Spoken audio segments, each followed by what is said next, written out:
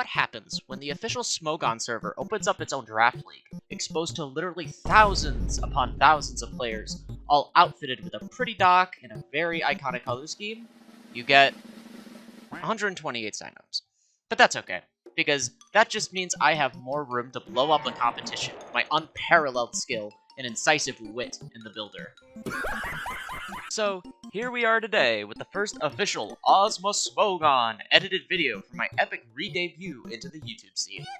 I bring you my adventure through the first ever official Smogon server draft league. Let's not waste any more time. Instead, let's start talking about the league's rules and formatting before we hop into what I drafted and why. First and foremost, this is a Paldea Dex League, which takes after what's available in Pokemon Scarlet and Violet. As such, we're not going to be seeing Toxapex or Scald or Weavile with an actual moveset. Additionally, there are your standard clauses that you see in Smogon formats, namely banning the use of Baton Pass, evasion boosting moves, Oko moves, etc, etc. We have 90 points allotted and 8 slots to fill, so we have to make our main core really count, especially as we only get one Terra Captain. Though, make no mistake, because this Terra Captain has access to Universal Terra, which is incredibly strong in a draft format as you have loads of leverage to respond to your best checks.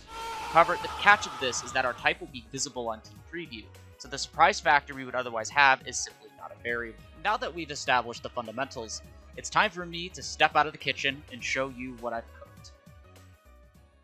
Though for the main dish, this one wasn't exactly grilled per se, but instead taken out of the freezer of your local Burger King.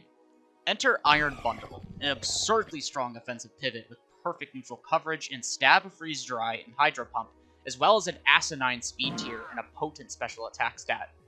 This is a truly insane Pokemon that can threaten to provide value in nearly any matchup, whether that's the wall break, clean teams, or provide momentum with Flip Turn. Furthermore, it has options in Encore and Taunt alongside Booster Energy to deny setup or simply find progress-making opportunities. This Pokemon is not available in a lot of the draft leagues I usually participate in, and I love using offensive pivots with unique options. So getting this Pokemon was really exciting, and undoubtedly the one that I wanted to build my team around the most. Next, I turned on the fryer and cooked up a Cinderace for a real fried ice cream kind of vibe. Cinderace pairs really well with Iron Bundle offensively, often finding pivot opportunities into bulky water and dragon types to enable Iron Bundle, as well as being a solid recipient of Iron Bundle's pivoting into high-caliber special walls that Iron Bundle needs some help to break open beforehand. However, the real kicker of Cinderace is Court Change, which is a really powerful option that complements Iron Bundle seamlessly. The threat of Court Change flipping around hazards can be enough to deter the use of them in the first place, which can leverage more aggressive item choices on Iron Bundle while aiding its wall breaking with hazard support as we won't need heavy-duty boots. Speaking of hazards, I needed them. I really wanted a Pokemon that was reliable as a hazard setter, but was also capable of foregoing them so as to not play ourselves with Court Change depending on the matchup. Garchomp fit the bill perfectly, providing us with both Stealth Rock and Spikes. In addition to this, it's also a fantastic wall breaker with the aid of Swords Dance and its great stab combination. As such, I made Garchomp my Terra Captain, as it fits the stupid offensive Dragon type with Terra Theorem you see in Smogon and VGC formats. Unlike your standard stupid Dragon type though, Garchomp being an offensive hazard setter lends well to Terra as well, since you can use the mechanic as a more dedicated defensive tool. Options like Terra Ghost to gain a Rapid Spin immunity, or Terra Fairy to more reliably accrue rough skin damage can be really useful in addition to your standard Steel to really mix up its game. Additionally, Garchomp appreciates the pivoting support of both the previous Pokemon tremendously. With this primary core, we've really cooked up some sauce. So much sauce that the local chemistry teacher wants to get in on it, suggesting that maybe we can partner up, and if we don't, he'll, turn us in? Huh? I mean, I begrudgingly accepted his offer, because while I'm sick of chemistry, I'm not sick of having a good draft, and also I don't want to get purple banned on Smogon.